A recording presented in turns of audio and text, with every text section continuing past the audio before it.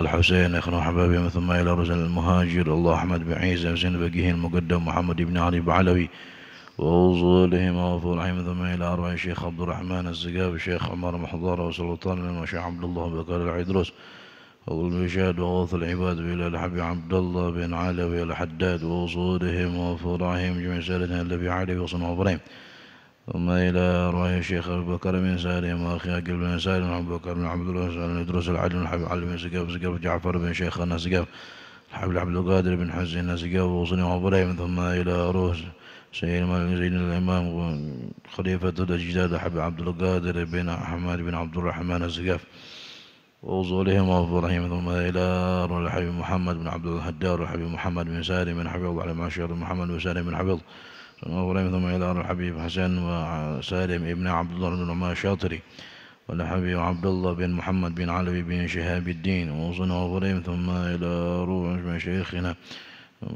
شيخنا محمد زي بن عبد الغني ووصولهم وفرحهم جميع شيخنا معلمينا وأساتذتنا ورجال سنادنا وكل من اتصل سندنا إليهم أن الله عليه درجاتهم في الجنة كثر مثوباتهم وضعف حسناتهم ويحفظنا بينفعنا بهم ويحمينا بحماية مدنا مددهم ويدعو علينا بركاتهم وأسرارهم وأنوارهم وعلوم نفحتهم في الدين والدنيا والآخرة أن الله يغفر ذنوبنا واستر عيوبنا شف قلوبنا نور قلوبنا وطفنا وعافنا وعافنا وأن الله يرزقنا فتوح المنوه والرسوخ واصلح الجسد والرحمة والنصوح يرزقنا فهم النبيين وحفظ المرسلين وإلهام الملائكة المقربين ويكرمنا بنور الفهم ويخرجنا من ظلمات الوهم ويزدنا علما وأن الله يرزقنا كمال الصحة وكمال العافية في طاعة الله وطاعة رسوله على هذه النية وصلى صالح وزمان ونحب عمر ونحب توفيق مثل اللي جلسا كما ونوينا قصدنا وطلبناه إلى حضرة النبي محمد صلى الله عليه وعلى آله وصحبه وسلم. الفاتحة.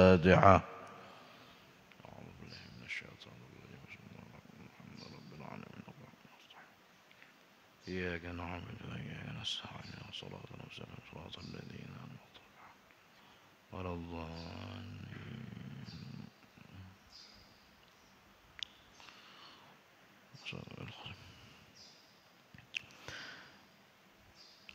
السلام عليكم ورحمة الله وبركاته. بسم الله الرحمن الرحيم. الحمد لله رب العالمين وبه نستعين على أمور الدنيا والدين وصلى الله وسلم على سيدنا محمد وعلى آله وصحبه أجمعين. سبحانك لا علم لنا إلا ما علمتنا إنك أنت العليم الحكيم. رب اشرح لي صدري ويسر لي أمري واحلل عقدة من لساني يفقه قولي بجاه النبي وآله وصحبه أما بعد. Alhamdulillah, puji syukur kita aturkan ke hadrat Allah Subhanahu wa taala atas limpahan nikmat yang Allah Subhanahu wa taala berikan kepada kita. Berbagai macam nikmat yang Allah Subhanahu wa taala sampaikan kepada kita. Nikmat zahir, lebih-lebih nikmat yang batin. Di antara nikmat yang batin adalah Allah Subhanahu wa taala menjadikan kita orang-orang yang mampu melaksanakan ibadah salat kita. Allah Subhanahu wa taala mentakdirkan kita dan menolong kita agar kita mampu melaksanakan kewajiban kita berupa ibadah salat, yang mana banyak daripada hamba-hambanya Allah kaum muslimin yang mereka tidak dibantu oleh Allah Subhanahu wa taala untuk bisa melaksanakan ibadah salat, yang mana mereka diberikan rasa berat oleh Allah Subhanahu wa taala untuk meletakkan kepala mereka bersujud di hadapan Allah Subhanahu wa taala. Alhamdulillah kita dijadikan orang yang bisa melaksanakan ibadah salat, dan alhamdulillah bisa melaksanakan secara berjamaah, dan lebih lagi daripada itu bisa melaksanakannya berjamaah dan di masjid. Dan mudah-mudahan Allah Subhanahu wa taala senantiasa memberikan nikmat-Nya yang banyak kepada kita, nikmat yang zahir dan nikmat yang batin. Amin ya rabbal alamin.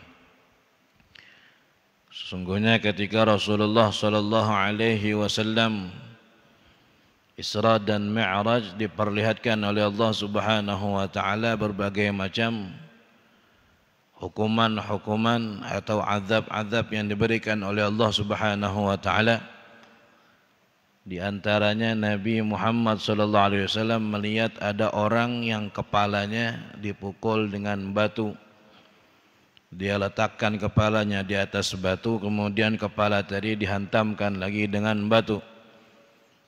Wahai Jibril, siapakah mereka? Kenapa mereka dihukum dengan seperti itu? Malaikat Jibril mengatakan, mereka wahai Muhammad adalah orang-orang yang berat kepalanya untuk bersujud di hadapan Allah Subhanahu wa taala.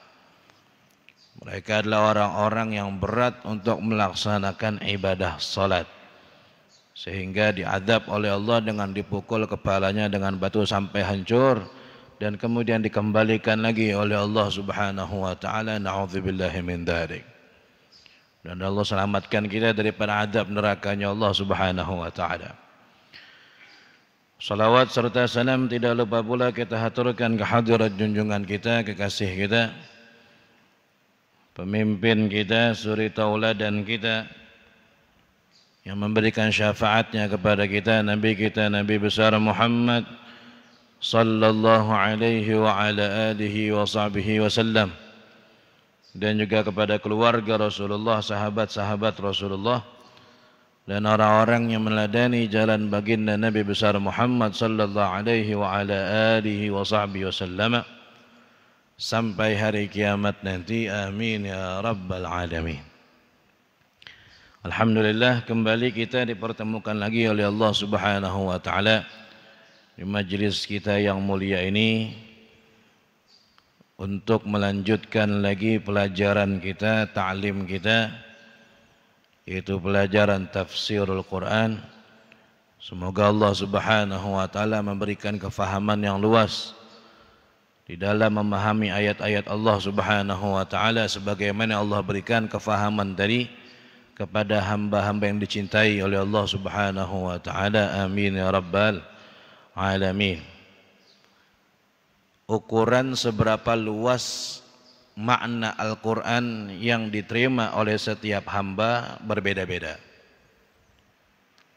Semuanya kembali kepada kesiapan hati hamba tersebut. Semakin siap hatinya, maka akan semakin banyak makna yang dia terima. Mungkin bisa lebih banyak daripada orang yang menyampaikan itu sendiri. Semuanya kembali kepada hati. Makanya kata ulama, Al-Quran itu memang turunnya sudah tidak ada lagi.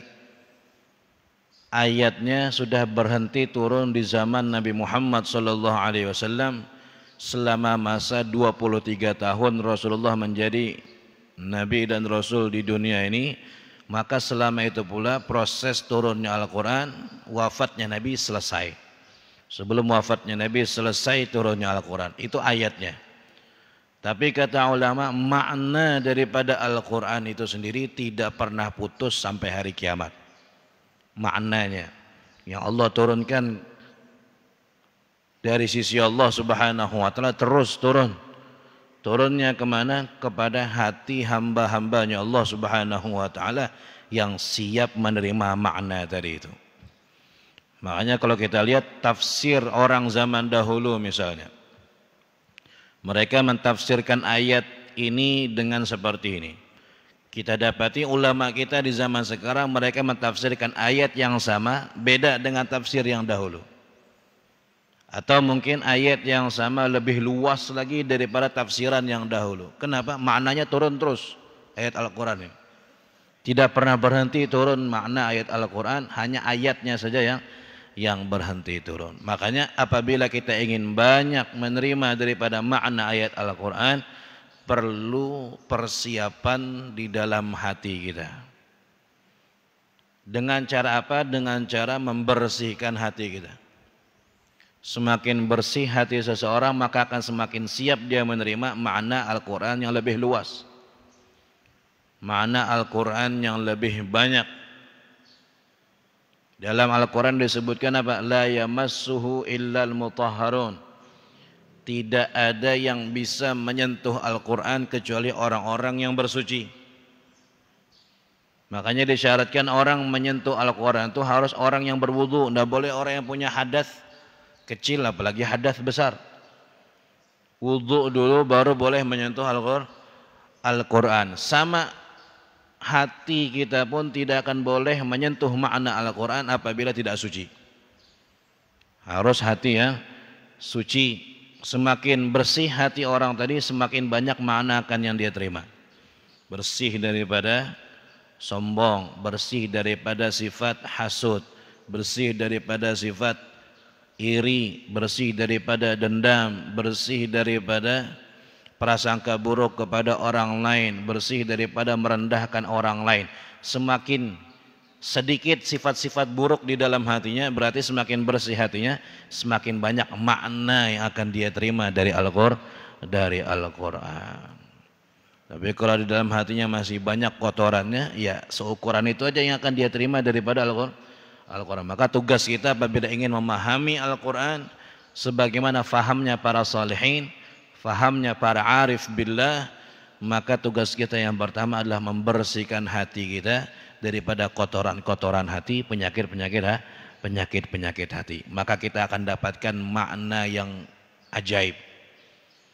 Kita akan mendapatkan kelezatan yang luar biasa ketika membaca Al-Quran. Kata Sayyidina Umar bin Khattab, apabila orang tadi adalah orang yang siap menerima sirnya Al-Quran, siap menerima daripada madat yang Allah titipkan di dalam Al-Quran, maka orang tadi lam yashba' min qiraatil Quran, tidak akan pernah kenyang untuk membaca Al-Quran. Pengen baca terus, baca terus, baca terus. Itu tanda-tandanya. Tapi kalau kita membaca Al-Quran itu masih memaksakan diri kita, bukan karena kita merasa nikmat ketika membaca tadi, berarti ada sesuatu di dalam diri kita yang perlu kita perbaiki. Ada sesuatu di dalam hati kita yang perlu kita perbaiki. Lam yashba' min qiraatil Quran, tidak akan pernah merasa kenyang, kata Sayyidina Umar, di dalam membaca Al-Quran. Dan Allah jadikan kita hamba-hamba yang senantiasa senang membaca Al-Quran dan merasakan kelezatan di dalam membaca Al-Quranul Karim. Amin ya rabbal alamin. Masih kita berada di dalam penjelasan tentang suratul Fatihah. Surah Al-Fatihah, a'zamu suwarin fil Quran. Paling agungnya surah yang ada di dalam Al-Quran adalah surah Al-Fatihah. Paling besarnya surah yang ada di dalam Al-Quran adalah suratul Fatihah. Ulama beda pendapat tentang surah Al-Fatihah ini. Ada yang mengatakan surah Al-Quran ini, surah Al-Fatihah ini adalah Makkiyah. Ada yang mengatakan Madaniyah. Surah Makkiyah itu adalah surah yang Allah turunkan ketika Rasulullah SAW masih tinggal di kota Makkah. Maka surah apa aja yang turun kepada Nabi di saat Nabi masih tinggal di kota Makkah, maka namanya Makkiyah, dimanapun turunnya. Surah apa saja yang turun kepada Nabi Muhammad SAW ketika beliau sudah tinggal di kota Madinah, maka namanya Madaniyah. Namanya surah Madaniyah. Jadi Makkiyah dengan Madaniyah itu bukan tergantung tempat, tapi tergantung waktu turunnya kapan. Pendapat yang kedua menyatakan Makkiyah Madaniyah tergantung tempatnya. Ini pendapat yang kedua memang. Bilanya turunnya di Makkah maka Makkiyah. Bila turunnya di Madinah maka Madaniyah. Tapi ini pendapat kurang kuat. Kenapa? Karena kalau seandainya ada surah atau ayat yang turun bukan di Makkah, bukan di Madaniyah, maka namanya apa? Kan begitu. Maka kata ulama pendapat yang paling kuat tadi yang pertama, tergantung waktunya. Apabila turunnya ketika Nabi masih tinggal di kota Makkah, masa 13 tahun Nabi di Makkah, dari Nabi umur 40 tahun sampai Nabi umur 53 tahun, 13 tahun masa dakwah Nabi di kota Makkah. Ayat-ayat yang turun di masa itu maka namanya Makkiyah, walaupun seandainya turunnya di Madinah, tetap namanya Makkiyah. Kemudian ayat yang turun ketika Rasulullah tinggal sudah di kota Madinah 10 tahun. Masa Nabi tinggal di kota Madinah dari hijrah Nabi umur 53 sampai Nabi wafat umur 63 tahun. Menurut riwayat yang paling kuat, maka dalam masa itu ayat yang turun, maka namanya Madaniyah walaupun turunnya di Makkah. Seperti ayat Al-yawma akmaltu lakum dinakum wa atmamtu alaikum ni'mati wa raditu lakumul Islam madina. Ayat ini turun ketika di Arafah, Nabi di Arafah ketika Hajjatul Wada'. Berarti kan di Makkah. Cuman turunnya Nabi sudah tinggal di kota Madinah, maka ayat tadi namanya Madaniyah bukan Makkiyah. Namanya Madaniyah. Surah Al-Fatihah ini ulama khilaf. Ada yang mengatakan dia adalah surah Makkiyah, ada yang mengatakan dia surah Madaniyah. Maka ada ulama yang ngambil jalan tengah. Bagaimana jalan tengahnya? Surah Al-Fatihah ini termasuk surah yang turunnya 2 kali. Di Makkah sekali, di Madinah sekali. Jadi dua-duanya. Dia Makkiyah juga, dia juga Madaniyah. Nah, aman sudah tengah-tengah ini. Ngambil pendapat yang di tengah-tengah, suratul Fatihah. Kemarin sudah kita bahas beberapa makna daripada surah Al-Fatihah. Ada yang menamai dengan makna Al-Fatihah. Ada yang menamai dengan apa? Ummul Kitab. Ada yang menamai surah Al-Fatihah dengan nama surah Alhamdulillah. Surah Alhamdulillah karena ada ayat Alhamdulillah Rabbil Alamin di dalamnya, maka sebagian ulama mengatakan surah Alhamdulillah. Ada yang menamai kemarin suratul Ruqyah, surah Ruqyah. Cerita yang kita ceritakan kemarin Abu Sa'id Al-Khudri yang dia meruqyah orang dengan surah Al-Fatihah dan disembuhkan oleh Allah Subhanahu wa ta'ala. Maka Nabi mengatakan innahar ruqyah, surah Al-Fatihah adalah surah Ar-Ruqyah. Ada lagi yang mengatakan suratul Syafiyah, surah Asy-Syafiyah. Maknanya sama, Ar-Ruqyah dengan Syafiyah maknanya hampir sama-sama pengobatan. Nabi bersabda dalam hadis Fatihatul Kitab syifaa'un likulli sum. Surah Al-Fatihah itu adalah obat dari segala racun.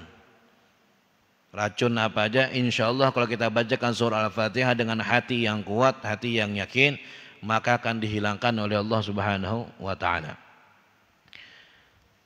Ada lagi yang menamai surah Al-Fatihah dengan surah As-Salah. Ada lagi yang menamai nama Fatihah dengan surah Sab'al Mathani. Berbagai macam nama-nama daripada surah Al-Fatihah yang menunjukkan tentang keutamaan dan kelebihan surah Al-Fatihah itu tersebut. Nah,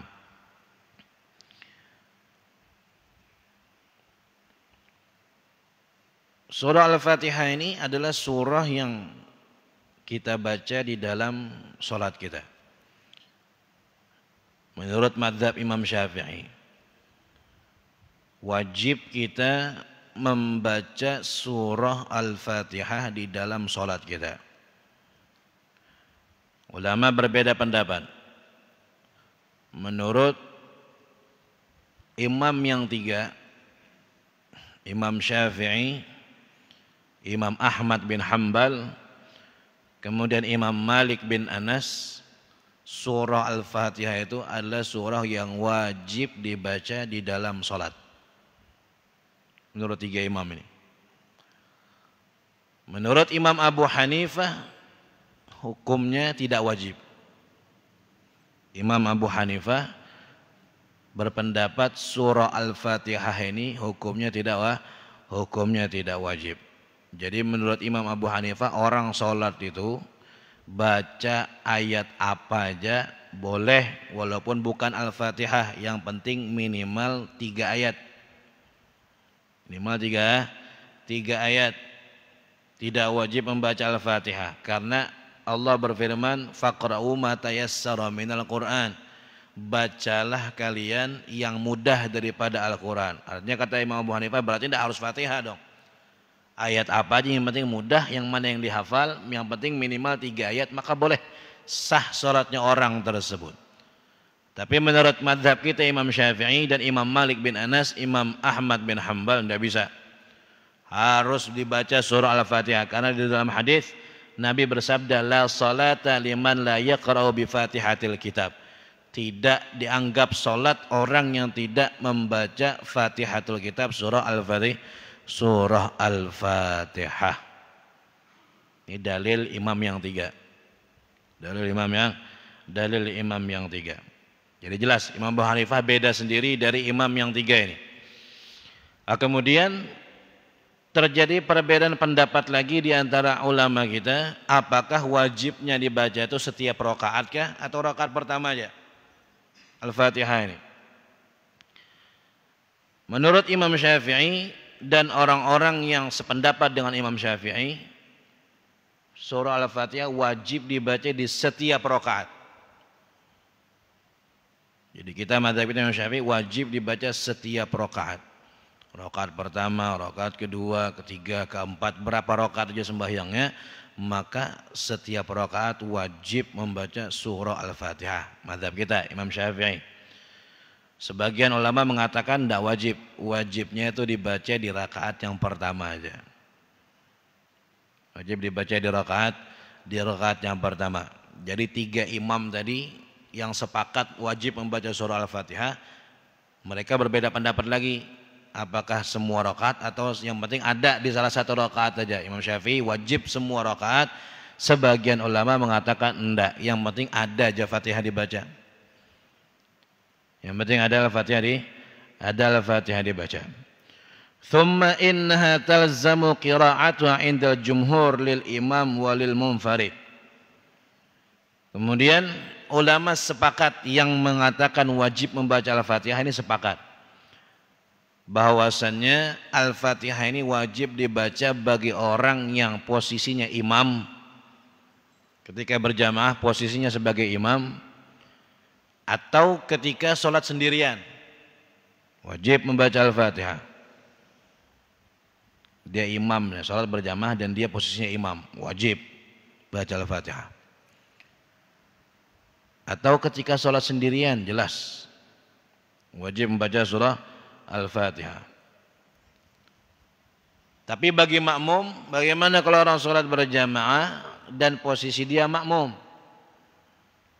Posisi dia adalah seorang makmum. Bagaimana? Sini terjadi perbedaan pendapat lagi ulama. Imam Abu Hanifah mengatakan apa? Tidak wajib membaca Al-Fatihah. Memang dari awal sidin sudah mengatakan tidak wajib membaca surah Al-Fatihah. Baik itu sholatnya sholat sirriyah, sholat yang bacaannya pelan, au jahriyah, atau sholat tadi yang sholatnya bacaannya nyaring, seperti sholat subuh, sholat maghrib, dan sholat isya. Qala ba'duhum tajibu qira'atuha fis sirriyah faqat lal jahriyah. Sebagian mengatakan wajib membaca surah Al-Fatihah itu bagi makmum apabila sholatnya sholat yang pelan aja suaranya. Sholatnya apa? Suaranya pelan. Seperti sholat zuhur dan sholat asar, maka makmum juga wajib baca Al-Fatihah. Tapi kalau sholatnya sholat yang suaranya dikeraskan, sholat subuh, maghrib, dan isya, maka makmum cukup mendengarkan Al-Fatihahnya imam aja. Makmum cukup mendengarkan Al-Fatihahnya imam. Dia tidak wajib membaca Al-Fatihah, ditanggung oleh imamnya. Makanya disebutkan Al-Habib Alawi bin Ali Al-Habsyi, ayah daripada Habib Anis Solo, Allah yarhamhum. Habib Anis bin Alawi bin Ali anak dari Habib Alawi, anak daripada Habib Ali yang mengarang Maulid Simtud Durar. Kan tinggalnya di Indonesia Habib Alawi. Dari Sewon beliau ke Indonesia, turun di Solo dan kemudian bertempat tinggal ada di Solo dan makam beliau ada di sana. Menyanak Habib Anis.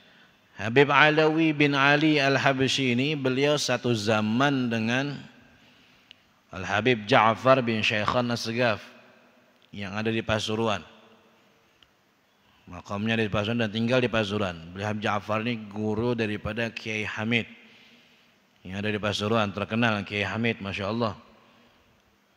Kiai Hamid di Pasuruan di Jawa Timur itu sama seperti kalau kita di Kalimantan Guru Zaini. Di mana-mana ada fotonya, setiap rumah ada foto beliau dan semua orang mengagungkan beliau Kiai Hamid. Dan Kiai Hamid termasuk guru daripada guru sekumpul. Kiai Hamid berguru dengan Habib Ja'far bin Syaikhan As-Segaf. Habib Alawi ini apabila ketemu dengan Habib Ja'far bin Syaikhan As-Segaf, bila ketemu pasti bila masuk waktu sholat maka Habib Alawi pasti menyuruh Habib Ja'far untuk jadi imam sholat. Untuk jadi imam di dalam sholat tadi. Dan setiap kali Habib Ja'far itu sholat menjadi imam, Habib Alawi ini pasti beliau akan berpindah madhab. Berpindah madhab, tidak pakai madhab Imam Syafi'i. Pindah madhab kepada madhab Imam Malik yang mengatakan makmum tidak wajib membaca Al-Fatihah di dalam sholat yang jahriyah, sholat yang suaranya keras. Cukup mendengarkan bacaan apa? Bacaan Al-Fatihahnya imam. Maka Habib Alawi ditanya, wahai Habib Alawi, kenapa pian seperti itu? Kata Habib Alawi, harus saya pindah madhab kalau sholat di belakangnya Habib Ja'far ini. Kenapa wahai Habib Alawi? Karena apabila saya mendengarkan bacaan Habib Ja'far ini, saya itu sudah hilang, terlena, saking nyamannya bacaan Habib Ja'far itu, sampai saya itu sering lupa baca Al-Fatihah. Jadi mendengarkan bacaan yang begitu luar biasa yang keluar dari Habib Ja'far yang memang beliau terkenal dengan nama Al-Quran berjalan, gelarnya. Habib Ja'far bin Syaikhan As-Segaf Pasuruan itu adalah Al-Habib yang terkenal dengan kuatnya ta'alluq beliau dengan Al-Quranul Karim. Setiap hari amalannya Al-Quran, satu khatam Al-Quran setiap hari. Habib Ja'far bin Syaikhan. Jadi apabila saya sholat di belakang Habib Ja'far ini, saya pasti hilang sudah. Kadang-kadang saya sering lupa membaca Al-Fatihah karena saking nikmatnya mendengar bacaan Habib Ja'far. Maka kalau saya sholat di belakang Habib Ja'far, mau tidak mau saya harus ikut madhab yang mengatakan makmum tidak wajib membaca surah Al-Fatihah. Kalau tidak sah sholat saya. Kalau saya pakai madhab Imam Syafi'i yang mengatakan makmum juga wajib membaca Al-Fatihah, tapi sedangkan saya lupa baca Al-Fatihah karena keenakan mendengar bacaan Habib Ja'far, maka sholat saya batal. Itulah sebabnya kenapa saya harus berpindah madhab. Masya Allah.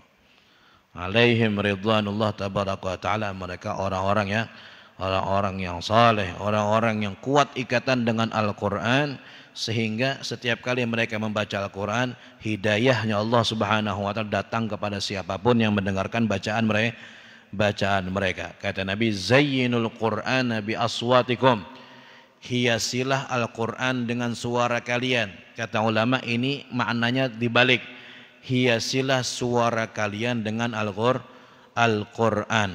Karena Al-Quran tidak perlu dihiasi lagi, sudah bagus duluan, sudah indah duluan Al-Quran. Jadi tidak perlu kita hiasi dengan suara kita, tidak perlu. Yang ada suara kita yang kita hiasi dengan Al-Quran. Gitulah yang terjadi di dalam apa? Orang-orang saleh. Jadi ini pendapatnya Imam Malik yang mengatakan makmum tidak wajib membaca surah Al-Fatihah apabila sholatnya jahriyah, sholat yang dikeraskan suaranya. Cukup mendengarkan bacaan imam. Tapi mazhab kita Imam Syafi'i tajibu qiraatuha fihima, wajib membaca semuanya. Pokoknya intinya mazhab kita Imam Syafi'i wajib membaca Al-Fatihah di setiap rakaat dan wajib membaca Al-Fatihah baik itu orang sholatnya sendirian maupun dia sholatnya berjamaah. Baik dia statusnya imam maupun statusnya makmum. Baik itu sholatnya sirriyah maupun sholatnya jahriyah, mutlak harus membaca Al-Fatihah, mazhab Imam Syafi'i. Madzhab Imam Syafi'i. Itu beberapa hukum yang berkaitan tentang membaca surah Al-Fatihah di dalam sholat kita. Nah, Allah jadikan sholat kita sholat yang diterima oleh Allah Subhanahu wa ta'ala. Sebelumnya masuk kepada surah Al-Fatihah, ada satu sunnah yang kita diperintahkan sebelum membaca Al-Quran, yaitu apa? Membaca ta'awudz, isti'adzah. A'udzu billahi minasyaitonir rajim. Ini sepakat hukumnya sunnah. Sunnah dibaca sebelum kita membaca Al-Quran. Bahkan kesunnahannya lebih kuat daripada membaca Bismillahirrahmanirrahim. Kesunnahan membaca A'udzu billahi minasyaitonir rajim sebelum membaca ayat Al-Quran lebih kuat daripada kesunnahan membaca Bismillahirrahmanirrahim. Jadi jangan sampai ketinggalan membaca A'udzu billahi minasyaitonir rajim. Sunnah sebelum membaca ayat Al-Quran, baik itu di luar sholat, mau baca Al-Quran di luar sholat, baca A'udzubillahi minasyaitonirrajim, macam-macam lafadznya ya. Ada yang mengatakan A'udzubillahi samii'il alim minasyaitonirrajim, berbeda-beda lafadz, tidak masalah. Yang penting bentuknya adalah ta'awudz. Fa idza qara'tal Qur'ana fasta'idz billahi minasyaitonirrajim, kata Allah dalam Al-Quran, apabila kamu hendak membaca Al-Quran, fasta'idz billah, maka berlindunglah dengan Allah, minasyaitonirrajim, dari syaitan yang terkutuk. Di luar salat mau baca Al-Quran, baca a'udzubillahi minasyaitonirrajim. Begitu pula di dalam salat. Di dalam salat sunnah kita membaca a'udzubillahi minasyaitonirrajim ketika ingin mulai membaca surah Al-Fatihah. Jadi sunnahnya di dalam sholat itu karena ingin membaca, bukan karena mulai masuk dalam sholat, bukan. Tapi karena ingin mengawali membaca surah Al-Fatihah. Jadi sunnah a'udzubillahi minasyaitonirrajim, bismillahirrahmanirrahim. Tapi kalau posisinya jadi imam, maka a'udzubillahnya pelan, kemudian bismillahnya baru baru dikeraskan. Nah, kemudian ulama khilaf lagi. Beda pendapat lagi ulama, apakah sunnahnya membaca a'udzubillah ini di setiap rakaat atau di rakaat yang pertama aja? Setiap rakaat, setiap kali kita naik, setiap kali kita mau membaca Al-Fatihah di setiap rakaat kita, maka sunnah a'udzubillah dulu sebelumnya, ataukah sunnahnya cuma di rakaat yang pertama aja?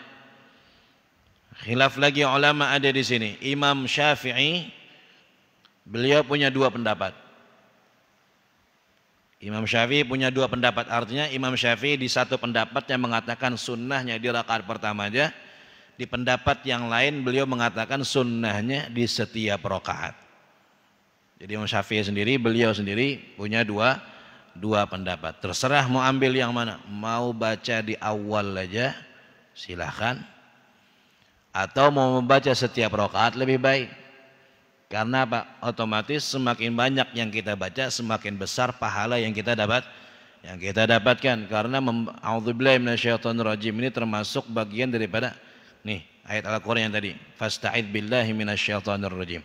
Ada sepotongannya adalah termasuk bagian daripada ayat Al-Qur'an. Semakin banyak yang kita baca, maka semakin besar pahala yang kita dapatkan di dalam sholat. Jadi kalau urusannya dalam sholat ini banyak aja bacaannya. Karena pahalanya besar. Pahalanya besar. Makanya nanti ketika sampai di ayat penjelasan ayat Maliki Yaumiddin, nanti insyaallah itu kan ada dua bacaan, ada yang Maliki Yaumiddin, ada yang Maliki Yaumiddin pendek. Boleh Maliki Yaumiddin, boleh Maliki Yaumiddin. Yang mana bacaan yang paling fasih? Bacaan yang paling fasih yang pendek. Itu sanadnya lebih kuat daripada yang panjang. Bacaan yang pendek, yang Maliki Yaumiddin, itu sanadnya lebih kuat daripada yang Maliki Yaumiddin. Ya, jadi kalau kita bicara masalah seandainya kita mau nilai yang mana yang paling betul, yang pendek.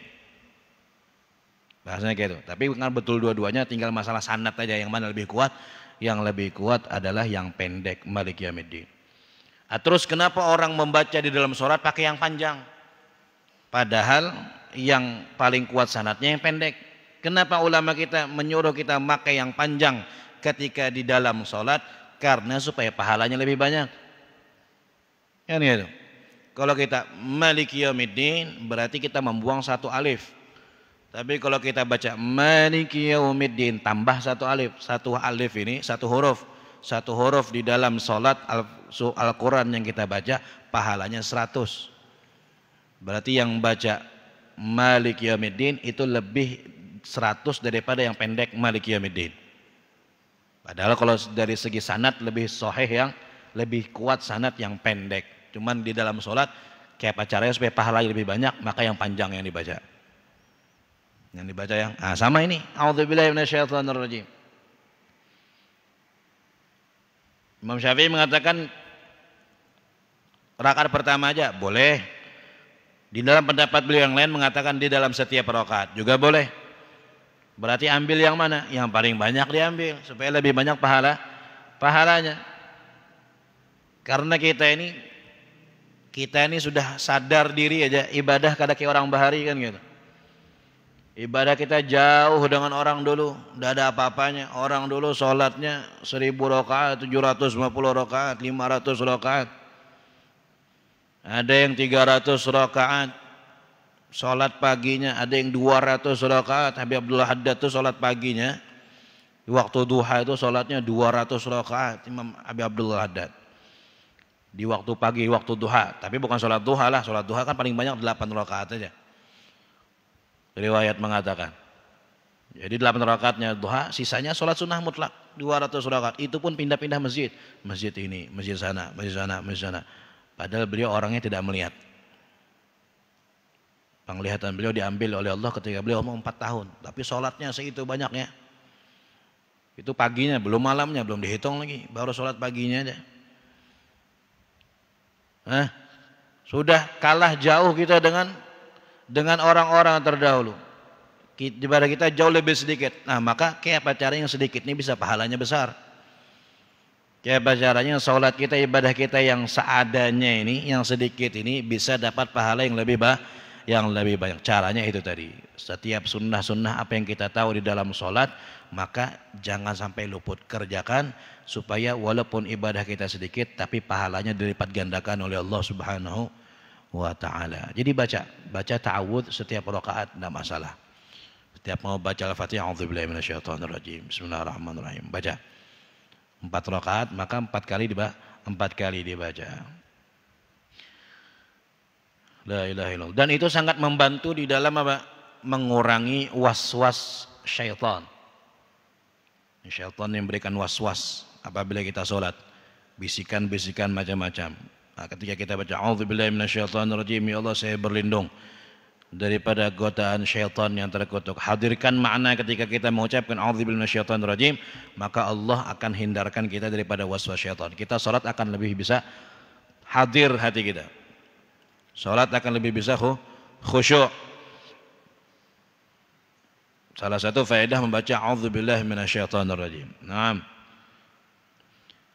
Fi sunniyatil isti'adzah tarbiyatun lana li'anna tahaffaz wa natahassan billah li'anna syarr wal khair minhu ta'ala hatta nastash'ir bil mu'athir la bil athar.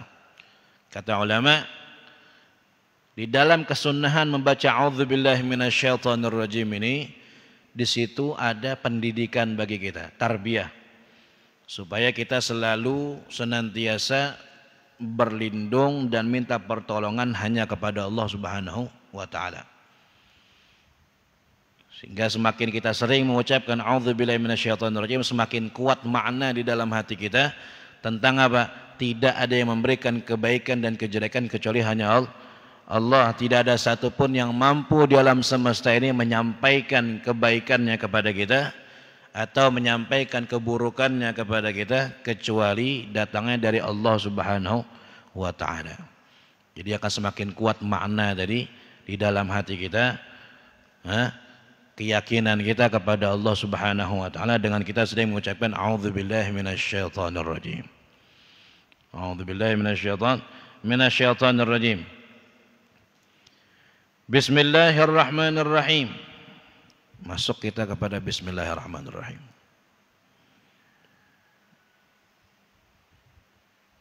Bismillahirrahmanirrahim. Dengan menyebut nama Allah Ar-Rahman yang Maha Pengasih, Ar-Rahim yang Maha Penyayang. Ini makna yang umumnya kita ketahui.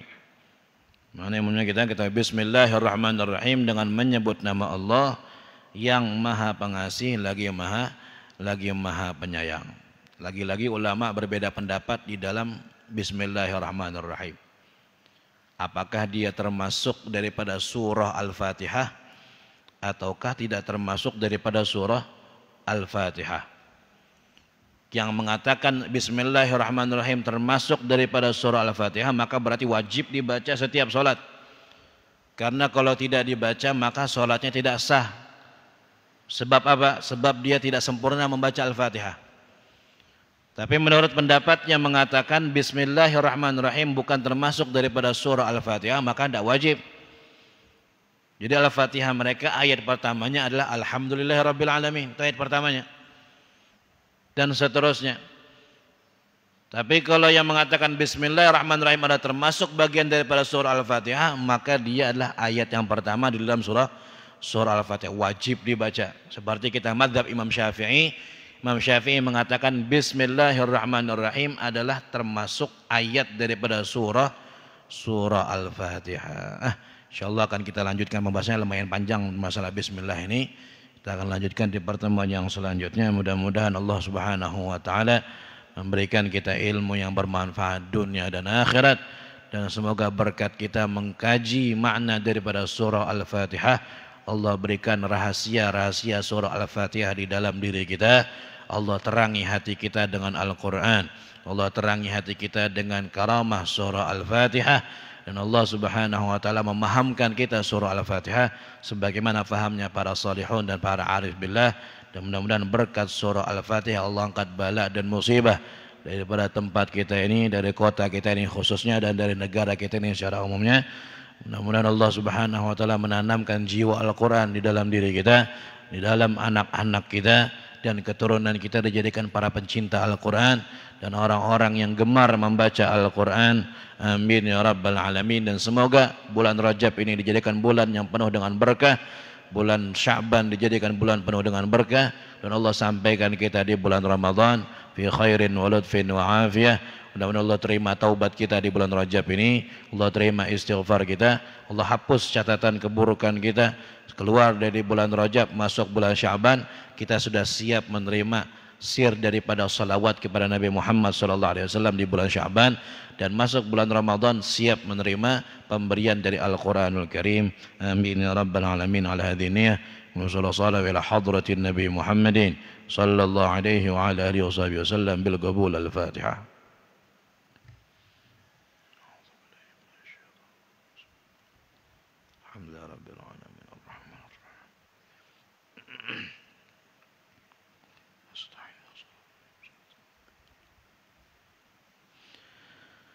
Bismillahirrahmanirrahim. Alhamdulillahirabbil alamin wassalatu wassalamu ala asyrafil anbiya'i wal mursalin sayyidina wa maulana Muhammadin wa ala alihi wa sahbihi ajma'in. Allahumma iftah al-futuh al-arifin faqihna fid din wa 'allimna ta'wil wa hdina sawa'i sabil waj'alna min ulamil 'amilin wa lina siratikal mustaqim. Allahumma akrimna bi nuril fahm wa akhrijna min dhulumatil wahm zidna 'ilma. ربنا تقبل منا إنك أنت السميع العليم وتب علينا إنك أنت التواب الرحيم. اللهم بارك لنا في رجب وشعبان وبلغنا رمضان وعنا على صيام القيام وقراءة القرآن برحمتك يا حنان يا منان. ربنا آتنا في الدنيا حسنة وفي الآخرة حسنة وقنا عذاب النار ودخلنا الجنة مع الأبرار يا عزيز يا غفر يا رب العالمين. صلى الله على سيدنا محمد وعلى آله وصحبه وسلم. فضل سبحان ربك رب العزة عما يصفون وسلام على المرسلين والحمدلله رب العالمين. Ini dari ulun, kurang lebihnya minta maaf, salah-salah kata minta maaf, kalau kepanjangan minta halal minta Allah. Hadza minni wa minkum, thumma assalamu alaikum warahmatullahi wabarakatuh. Taqabbalallahu minkum.